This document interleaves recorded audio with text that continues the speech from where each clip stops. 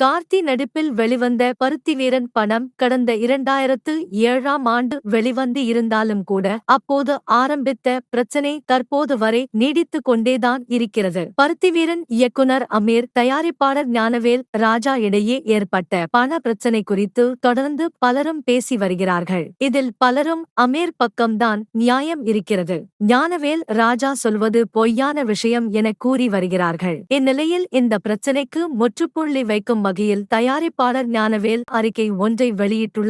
இந்த அறிக்கையில் பருத்திவீரன் படத்தின் பிரச்சனை கடந்த 17 ஆண்டுகளாக நடந்து கொண்டு இருக்கிறது. இதுநாள் வரை அதை பற்றி நான் பேசியது கிடையாது.